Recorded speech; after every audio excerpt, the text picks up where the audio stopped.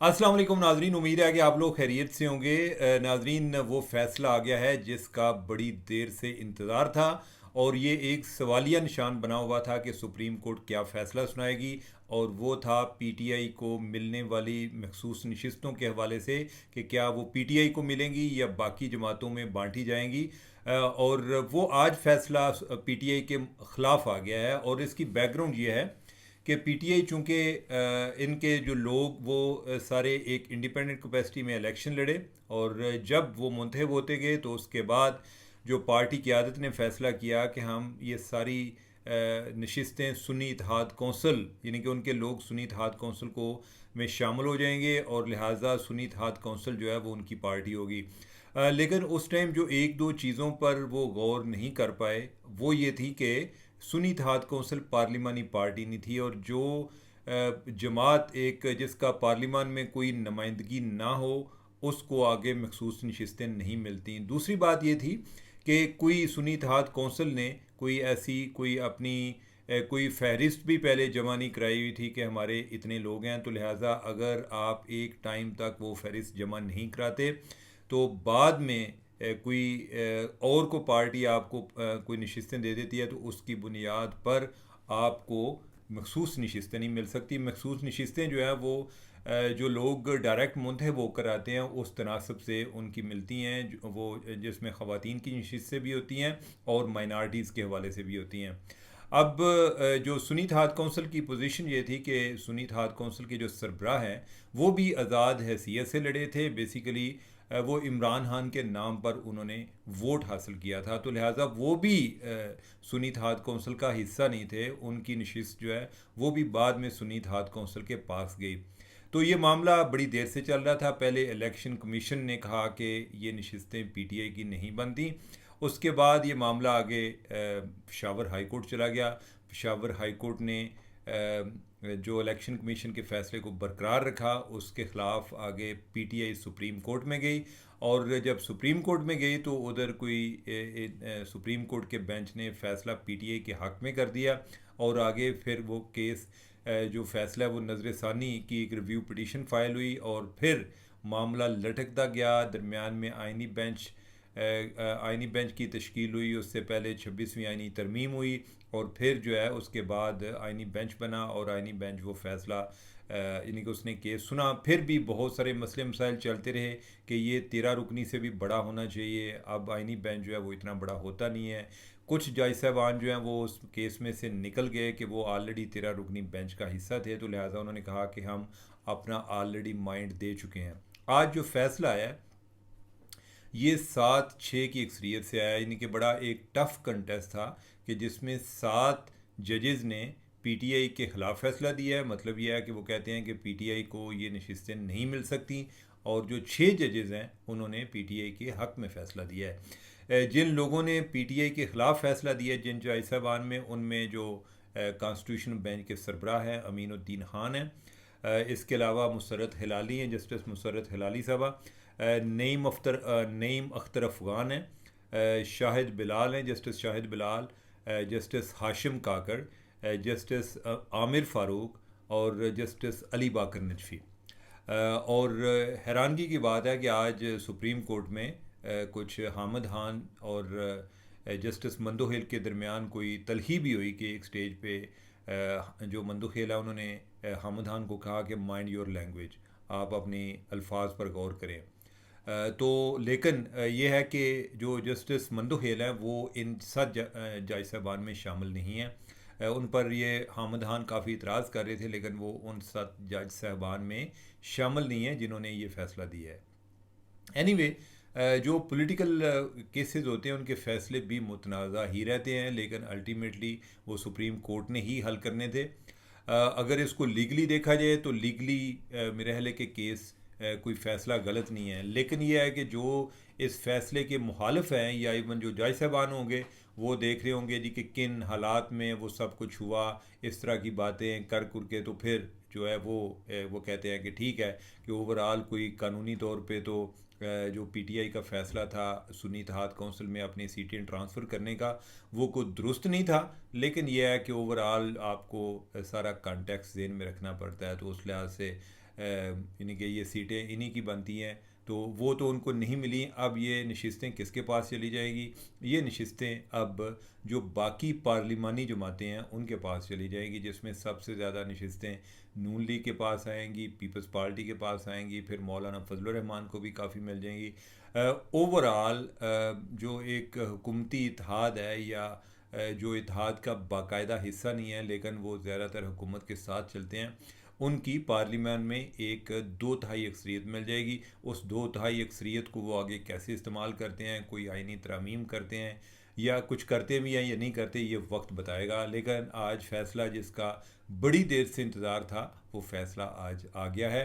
अब इस पे तबसरे होते रहेंगे, उस पे उसके कानूनी पहलू और जो क्या फ़ैसला दुरुस्त था या गलत था, उस पे बातें आगे चलती रहेंगी। नाज़रीन, एक और चीज़ जिस पर मैं आज बात करना चाह रहा था वो ये है कि एक DGISPR का एक इंटरव्यू आया है जो कि उन्होंने BBC को दिया है। ये इंटरव्यू कोई मई में रिकॉर्ड हो चुका था और उसमें सवाल तो काफ़ी किए गए हैं, लेकिन जो एक काबिल गौर सवाल था वो था फ़ौज का सियासत में किरदार के हवाले से। अब उसमें उनसे पूछा गया कि क्या इमरान खान के साथ कोई डील हो रही है या नहीं हो रही, तो उन्होंने कहा कि फ़ौज को सियासत में मुलव्वस ना करें, जो सियासतदान हैं वो सियासतदानों से बात करें। तो अब यह है कि इससे तासर ये मिलता है कि हमारी फ़ौज का सियासत में कोई किरदार नहीं है, लेकिन हकीकत ऐसी नहीं है। ओवरऑल फ़ौज का सियासत में किरदार रहा है, बड़ी देर से रहा है। अनफॉर्चुनेटली कई दफ़ा फ़ौज निकलना चाहती है तो सियासतदान कहते हैं कि आप ना निकले, और कई दफ़ा सियासतदान चाहते हैं कि फ़ौज निकल जाए तो फ़ौज कहती है कि नहीं, आज मुझे भेजने की ज़िद ना कर। तो ये सिलसिला जो है चलता रहता है। इस पर हम माजी में भी बात कर चुके हैं, लेकिन ये एक याद दहानी है। ओवरऑल हमारे पास एक हाइब्रिड सिस्टम ही चल रहा है। अनफॉर्चुनेटली इसमें अगर हमारे सियासतदान एक बात पर इतफ़ाक़ कर जाते, वो जो सियासी मामलात है वो अपने हाथ में ले लेते, तो शायद फ़ौज को निकालना उसमें से आसान हो जाता। माजी में इस हवाले से जो अटैम्प्ट हुई थी वो चार्टर ऑफ डेमोक्रेसी के हवाले से हुई थी, लेकिन फिर बाद में जो वो सारे रूल्स ऑफ गेम ब्रेक हो गए, ख़ास तौर पे जब PTI सियासी मैदान में एक्टिव हुई या फ़ाल हुई या काफ़ी जो उनकी एक प्रेजेंस बड़ी विजिबल हुई, तो उसके बाद वो रूल तो ब्रेक हो गए, वो अभी तक ब्रेक हैं। और ये तब ही मुमकिन है कि जब इमरान खान भी बाकी सियासी जमातों के साथ मुज़ाकरात करेंगे। अब इमरान खान वो समझते हैं कि मेरा इनके साथ कोई जोड़ ही नहीं बनता, कि शहबाज शरीफ का और मेरा लेवल नहीं है, आसिफ जरदारी का और मेरा लेवल नहीं है, तो मैंने बात फ़ौज से करनी है। जब आपने बात फ़ौज से करनी है तो फिर फ़ौज सियासत से किस तरह से निकलेगी? और ये मेरे अहले फ़ौज के लिए भी बेहतर होगा कि सियासतदान अपनी चीज़ें ख़ुद टेकअप कर लें। लेकिन सूरत हाल उधर होती नज़र नहीं आ रही। जो मैंने आपको शुरू में बात की कि बाज़ औक़ात फ़ौज निकलना चाहती है, बाज़ औक़ात सियासतदान उनको निकालना चाहते हैं। फ़ौज निकलना चाहती है और फ़ौज ने को 2021 में निकलने की कोशिश की। 2022 में जब तहरीक एतमाद आई, फिर एक इल्ज़ाम लगा कि फ़ौज, वो कहते हैं कि हम न्यूट्रल हो गए हैं, और न्यूट्रल तो जानवर होते हैं, लिहाजा तब उनको न्यूट्रल होने पे गालियाँ पड़ी। फिर बाद में ये कहा गया कि नहीं, फ़ौज ने हमें निकाला है। लोगों ने उसको भी मान लिया जी कि हाँ जी, इमरान खान कह रहे हैं तो फ़ौज ने निकाला है। अब जो है दोबारा फ़ौज के साथ मुज़ाकरात की बात हो रही है, और ये हमारा पिछले को 75 साल की यही तारीख़ है कि हम जो है एक दायरे के सफ़र में चल रहे हैं। बातें हम बहुत ज़्यादा करते हैं, लेकिन हम माजी के तजर्बात से सीखते नहीं हैं। नाज़रीन, एक तीसरी जो अहम डेवलपमेंट है वो आज इस बात का पता चला है कि जो डोनाल्ड ट्रंप को नोबेल प्राइज़ के लिए नामज़द किया है वो किसने किया है। इस हवाले से इसहाक डार साहब जो है उन्होंने एक कोई मीडिया से बात की, और उन्होंने कहा कि शहबाज शरीफ जो है उन्होंने नामज़द किया है। और साथ ये है कि शहबाज शरीफ ने नामज़द किया है, और जो इसहाक डार साहब हैं उन्होंने नामज़दगी पर जो उन्होंने लेटर लिखा है, नोबेल प्राइज़ की जो कमेटी है उसको जो लेटर लिखा है, उस पे जो वो वज़ीर ख़ारजा इसहाक डार के दस्तखत से गया है। अब यह है कि ये तजवीज़ किसकी तरफ से आई है, ये मुश्तरका तजवीज़ है, हमें नहीं आइडिया। लेकिन पहले जो वाइट हाउस से बात आई, उन्होंने बताया जी कि जो जनरल आसिम मुनीर हैं, उन्होंने जो फील्ड मार्शल हैं, उन्होंने ये तजवीज़ किया था कि डोनाल्ड ट्रंप को नोबेल प्राइज़ मिलना चाहिए। और फिर जो है इसके अलावा इस आइडिया का खालिक कौन है उसका मुझे आइडिया है, लेकिन ये है कि मुझे वो यानी कि मैं उसके बारे में बता नहीं सकता बेसिकली। लेकिन तजवीज़ जो है कोई हुकूमती हलकों से ही शुरू हुई। आगे जो ऑब्वियसली जो एक पावरफुल पोजीशन पे लोग होते हैं वही उसको आगे टेकअप करते हैं या उन्हीं का नाम उसमें इस्तेमाल होता है। तो ये अब जो है ये चीज़ वाज़े हो गई है कि जो शहबाज शरीफ है यानी कि as a being prime minister उनकी तरफ से ये तजवीज़ किया गया, यानी कि उन्होंने एक फार्मलाइज किया कि एक इन अदर सेंस आप कह लें कि जो गवर्नमेंट ऑफ पाकिस्तान है उसने डोनाल्ड ट्रंप को नोबेल प्राइज़ के लिए नामज़द किया है। और वो बाकी सारा प्रोसेस है जी कि वो पहले शहबाज शरीफ लिखेंगे, उसके बाद इसहाक डार जो है वो उस पर साइन करेंगे और फिर आगे कमेटी को भेजा जाएगा। अब कमेटी क्या करती है, कमेटी कोई उस पर कोई चीज़ बाइंडिंग नहीं है कि ये हुकूमत पाकिस्तान ने कहा है तो वो उन्होंने नोबेल प्राइज़ दे देना है। ये हुकूमत पाकिस्तान ने एक अपनी तरफ से एक मास्टर स्ट्रोक खेला था दो लिहाज से। एक तो वो चाहते थे कि जो इंडिया की निस्बत ट्रंप पाकिस्तान की फेवर कर रहा है तो इन्हें और क्या चाहिए था, यही इनके लिए बहुत बड़ी एक अचीवमेंट थी।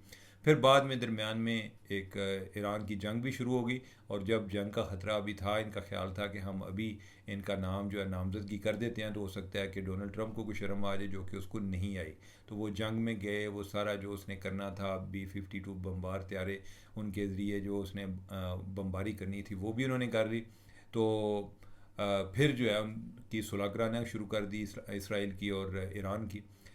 लेट्स सी यानी कि आने वाले टाइम पर हम देखेंगे।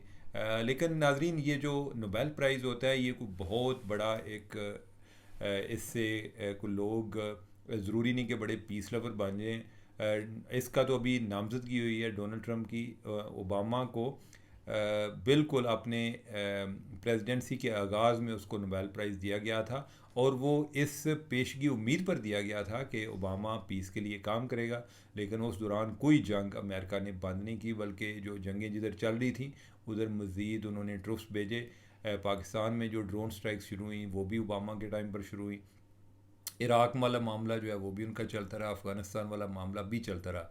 बल्कि ये हुआ कि उस दौरान जो एक नेटो फोर्सेस ने जो लीबिया में मुदाखलत की और कज़ाफ़ी का रजीम चेंज हुआ वो भी ओबामा के टाइम पर हुआ। तो लिहाजा इस तरह के हमने तो सिर्फ अभी नामज़द किया है। जो नोबेल कमेटी है उन्होंने जब ओबामा को अवार्ड दिया भी था तो उसके बाद ओबामा को इतना ख़ास चेंज नहीं हुआ था, हालांकि डोनाल्ड ट्रंप और ओबामा में बहुत ज़्यादा फ़र्क है। तो नाज़रीन ये गुफ्तगू आज की मुझे दें इजाज़त। अल्लाह हाफिज़।